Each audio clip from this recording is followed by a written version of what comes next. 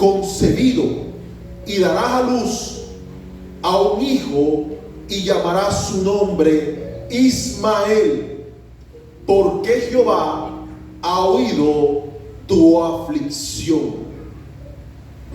Miren qué tremendo es esto. Ismael significa Dios oye.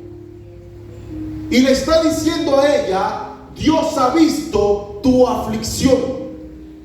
Por ende, le colocarás por nombre Ismael. Dios oye en medio de tu dificultad. Dios oye en medio de tu desierto. En medio de tu angustia, Dios oye. Y le deja establecido en su Hijo el nombre para que ella lo recuerde para siempre. Y el Señor marca nuestras vidas de esta forma y coloca nombres en nuestra vida para señalar lo que Él va a hacer con nosotros. Hermano, yo me siento gozoso por el nombre que mi padre y mi madre me pusieron, porque dice que significa aquel que es fortalecido por Dios. Y yo he visto la mano de Dios fortaleciéndome cada día de mi vida. Hay veces que los desiertos son necesarios. ¿Por qué? Porque nos van preparando para lo que el Señor va a hacer. Si yo echo mi historia y cuento desde que era un niño, yo pasé por muchas situaciones. Pasé por dificultades, pasé por problemas, pero en cada uno de ellos vi a Dios fortaleciendo mi vida y ayudándome. En momentos en los que no había un recurso, en los momentos en los que no había para satisfacer los deseos como jóvenes, yo vi la mano de Dios orando a mi favor. Pero es que había sido una palabra que el Señor ya había establecido sobre mi vida. Y cada uno de ustedes, estoy seguro que el Señor tiene algo establecido para ustedes. Solamente es reconocer y entender en dónde estamos en Dios. Y decirle, Señor, recuérdame quién soy en ti. Porque muchas veces se nos olvida quiénes somos. Los grandes hombres de Dios son reconocidos porque no se olvidaban quiénes eran en Dios. Muchas veces, hermanos, nosotros vivimos una vida en la que vamos caminando sin un norte, sin un punto fijo. Estamos caminando como si anduviéramos en el aire, sin entender que nuestra vida tiene un propósito.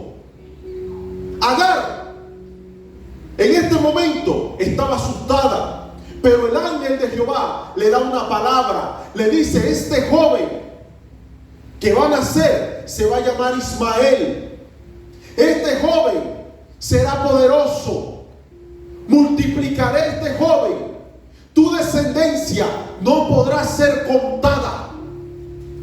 No va a ser cualquiera, va a ser grande, va a ser fiero, va a ser fuerte.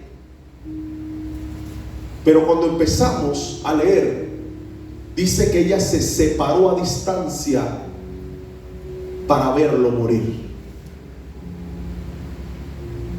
Y cuando nosotros vemos estas cosas, amados, hay veces que el Señor te ha dicho una palabra y nos estamos a distancia para verla morir.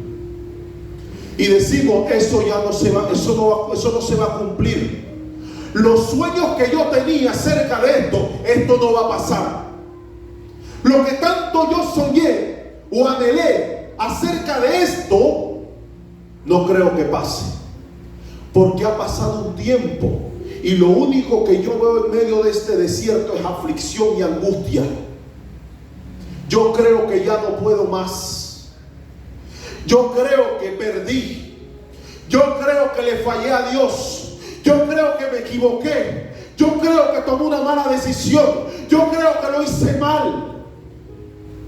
Y se nos olvida todo lo que el Señor nos ha dicho acerca de eso. Porque si Dios te prometió una vida de victoria y de alegría y de gozo, ¿por qué estás pensando que estás destruido y angustiado? Porque el temporal que estás viviendo, quizás hoy en día, no es lo que tú habías esperado. No es la vida que yo había soñado. Pero no te das cuenta que en medio de eso, Dios te va a levantar y va a ir en tu ayuda. Y Él te va a alcanzar y te va a brindar su mano. Y te va a sacar de esa condición en la que tú estás. Pero es importante que tú creas. Olvídate de lo que están hablando a tu alrededor. Dice que cuando David fue al campo de batalla, sus hermanos, Eliab, Sama, lo vieron llegar. Perfecto, nos vino a traer comida. Y cuando sale el paladín a ofender el pueblo de Jehová, los hermanos de David le entró la temblorina. Pero David dice: ¿quién es este incircunciso? Y dicen ellos de una vez: hey, te conozco como eres, mira, pero no sé qué. Empezaron a pelear. ¿Por qué no peleaban con Goliat? Querían pelear con David, porque David entendía cuál era la promesa que portaba ese pueblo. David entendía que sobre su vida había una promesa. Y es importante acordarse de lo que Dios ha prometido para nosotros, porque eso nos da seguridad y garantías. Porque Dios no es hombre para mentir, ni hijo de hombre para arrepentirse. Y si Dios me prometió algo, yo tengo que creerlo. Yo tengo que tomar esa palabra y hacerla parte de mí. Y aunque el mundo me diga que no, el Dios, el dueño de todas las cosas, ya me dijo que sí. Y si Él me dijo que sí, quiere decir que mi victoria está garantizada. Hemos estado hablando, yo he estado hablando, hermano, desde que comenzamos las clases acerca de Daniel. Tuvimos un evento juvenil que hablaron mucho de Daniel. Pero algo que me gustó, me ha apasionado tanto acerca de Daniel, es ver la integridad de Daniel. Ver la conducta de Daniel en medio de las circunstancias. Ver que en medio de la aflicción y de la angustia, Daniel no actuaba de una manera distinta cuando estaba en bendición y en alegría. Daniel era un hombre con que estaba exiliado, entendía que su servicio era para Dios. Aunque estaba en el trono al lado del rey, sabía que su vida era de Dios. Y qué tremendo es cuando tú entiendes quién es tu Dios. En el lugar que frecuentas, puede ser tu iglesia, puede ser tu pueblo, puede ser tu casa, o cuando estás fuera de ella. El exilio no hizo que Daniel actuara diferente. El exilio lo único que provocó fue que el mundo conociera quién era el Dios de Daniel, porque Daniel era inamovible. Él actuaba de la misma manera siempre. Es más, cuando los sátrapas, cuando estos hombres malvados querían encontrarlo, sabían dónde lo encontraban, y lo encontraban era orándole a su Dios. Sabían que a las 12 Él tiene que estar orando, a las 3 Él está orando, a las 9 Él está orando, los viernes está en el culto, los sábados está en el ayuno, los domingos está en el culto. El mundo te tiene que encontrar por lo que tú eres. Tú no puedes cambiar según sea tu situación. Es que ahora mismo estoy triste, hoy no voy para el culto, hoy voy a morirme en mi tristeza, como dice el Grinch. Dice: hoy tengo una cita conmigo mismo y podrirme en mi tristeza. Hay veces que nosotros, hermanos, somos los que evitamos que sea Dios el que se manifieste en nuestra vida, porque nos enfocamos más en la tristeza que en el gozo de nuestra salvación. Agar en un momento escuchó una palabra de parte del mismo Dios que le decía que su hijo no iba a ser cualquiera, iba a ser un hombre grande y fiero y poderoso. El Señor me prometió algo para mis hijos, pero yo a veces dudo de que eso acontezca, porque lo que veo creo que no es. Nosotros no podemos creer por lo que vemos. Nosotros tenemos que activar la fe y creer que lo que Dios prometió acerca de nuestra familia, eso es lo que va a pasar. Aunque el mundo me esté mostrando algo diferente, aunque hayan circunstancias difíciles, yo le creo al que lo prometió, porque el que lo prometió lo sabía antes de que estuviera en el vientre de su madre. Antes de que mis hijas nacieran, Dios ya las conocía. Por eso me gozo cuando el profeta Isaías, en el capítulo 49, hermanos, dice de la siguiente manera: oídme costas y escuchad pueblos lejanos. Él lo está diciendo con seguridad. Él no está diciéndolo con tristeza ni con miedo. Él está diciendo: oídme costas y escuchad pueblos lejanos. Jehová me llamó desde el vientre, desde las entrañas de mi madre tuvo mi nombre en memoria. Isaías sabía de qué estaba hablando acerca del Mesías. Era una profecía, pero al mismo tiempo estaba hablando de lo que Dios estaba haciendo en él. Y nosotros debemos confesar lo que Dios hizo en nosotros y lo que va a hacer. Tiene que haber en nosotros la confianza. Yo no estoy aquí por casualidad. Yo estoy aquí porque Dios me escogió. Dios me conoció desde el vientre de mi madre. Y miren lo que sigue diciendo: y puso mi boca como espada aguda. Me cubrió con la sombra de su mano y me puso por saeta bruñida. Me guardó en su aljaba y me dijo: mi siervo eres. Tú tienes que creer y tienes que tomarlo para ti. Yo no soy cualquiera. Yo soy un hijo de Dios. Yo soy un siervo de Él. Él me llamó para este tiempo, para que yo predique su palabra, para que yo le hable a las naciones, para que yo le hable a las costas, a los pueblos, a donde quiera que Él me mande. Yo voy a llevar su palabra. Pero tengo que creerlo. Si no lo creo, ¿cómo lo voy a hacer? El Señor quiere que tú creas en cada una de sus palabras, que tú creas en lo que Él prometió acerca de ti. Si dudamos, amados, es muy difícil, porque dice la palabra que es necesario que el que se acerca a Dios crea que le hay. Tú tienes que creer que en Él hay respuesta.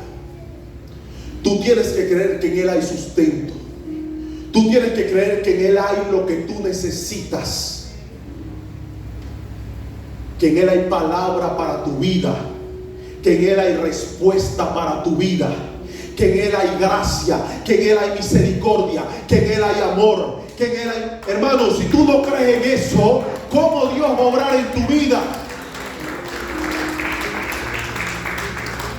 Dios te ama, pero tú tienes que creerlo.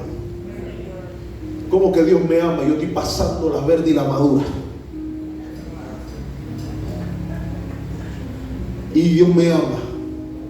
Y yo estoy pasando por esta situación y no termino con esta cuando me cae otra. Y Dios te está llevando en el desierto para que tu carne y tu alma se alineen en una sola dirección.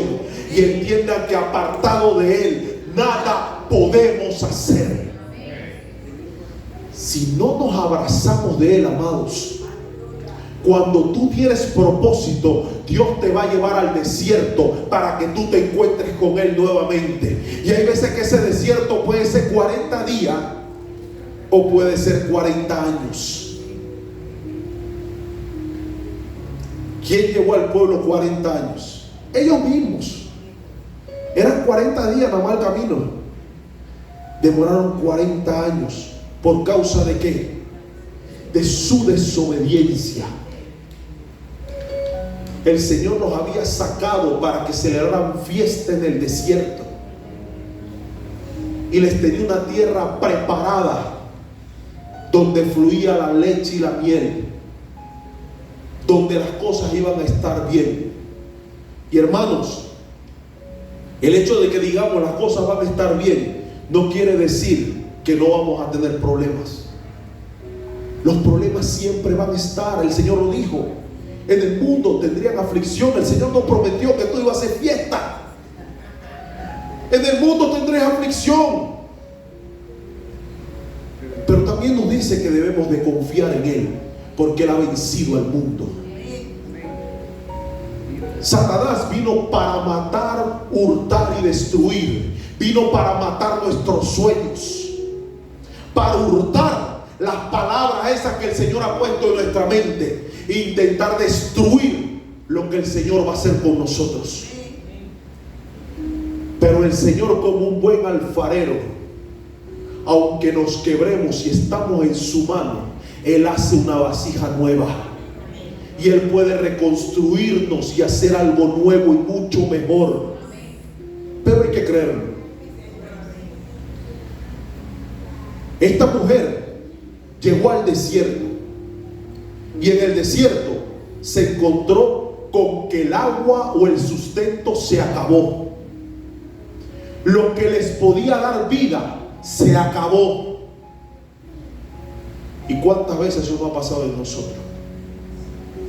Esa agua o eso que nos alimenta momentáneamente se acaba.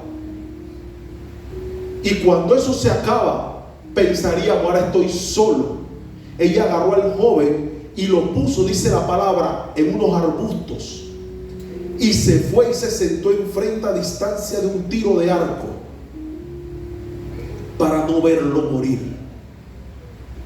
En ese momento ella dijo: esto se acabó. Por lo que humanamente nos sostenía se acabó.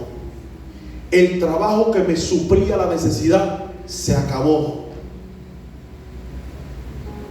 La persona que me daba alegría a mi lado se fue, se acabó. Mis hijos cometieron errores, se acabó. Que eran mi orgullo, lo que yo más, se acabó. Mi casa me la quitaron, se acabó la alegría, se acabó el gozo. El carro se me dañó, se acabó la alegría. Y a veces decimos: mejor lo pongo allá y me quito por acá para no ver lo que va a acontecer. Pero no nos damos cuenta, amados, que esa falta de sustento, en el caso de lo que estamos leyendo, provocó que el joven gritara. Provocó que hubiera un clamor. Los momentos de desierto provoca también que en nosotros haya un clamor, porque en los momentos en los que ya nosotros no podemos hacer nada, nos toca mirar al cielo y decir: Señor, te necesito. Señor, ayúdame por favor, porque ya no puedo hacer nada. Hay veces que intentamos hacerlo a nuestra manera, pero cuando nuestra manera no se puede, entonces decimos: Señor, por favor, ayúdame. Y qué difícil a veces, hermanos, porque somos orgullosos. Y si somos orgullosos con Dios, ¿cuánto más seremos con nuestros hermanos? Si no somos capaces de decirle: Señor, ayúdame, ¿cuánto más es nuestra actitud en este mundo? En ese momento de angustia y necesidad, el niño clamó.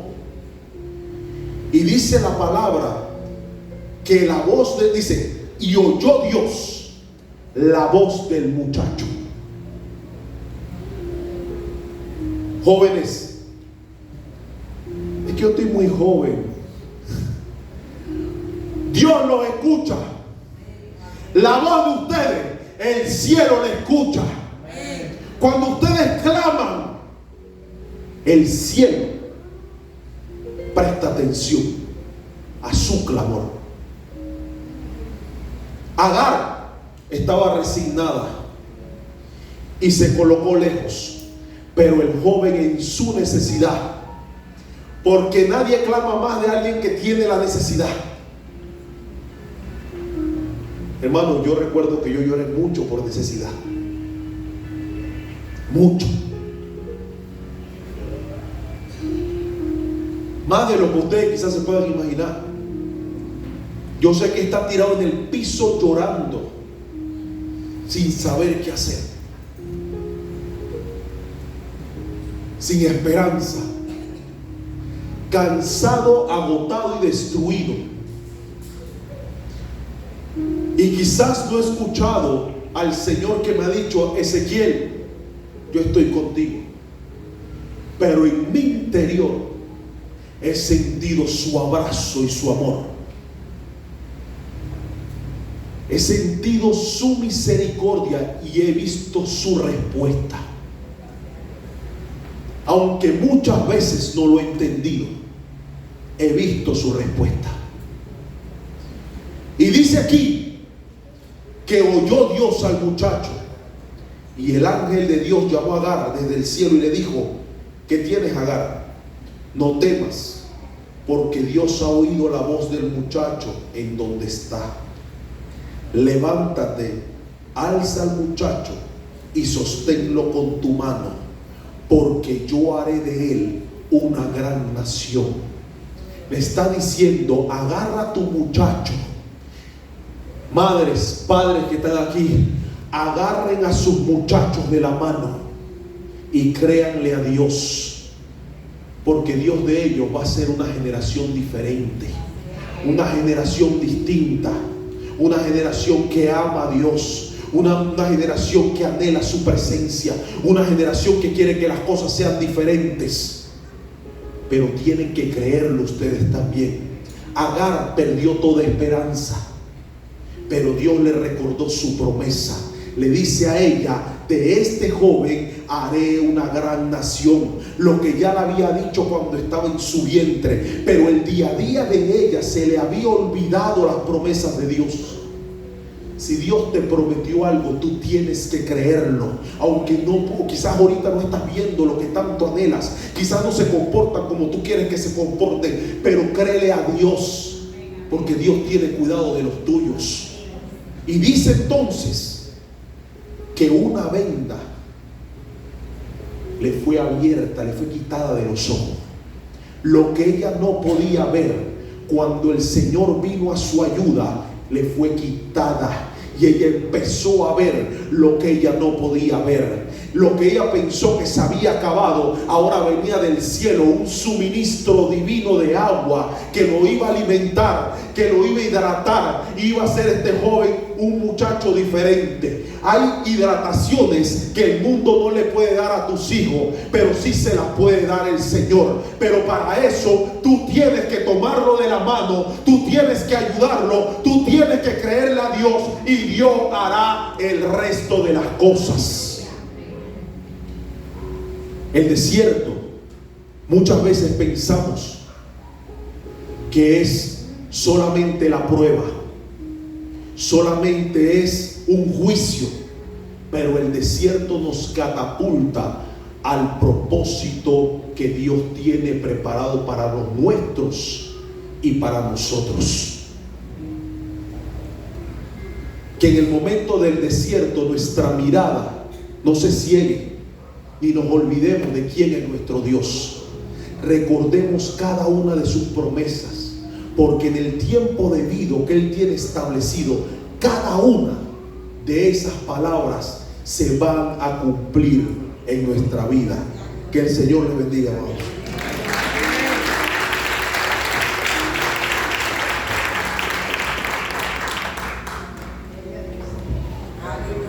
Bendito Dios.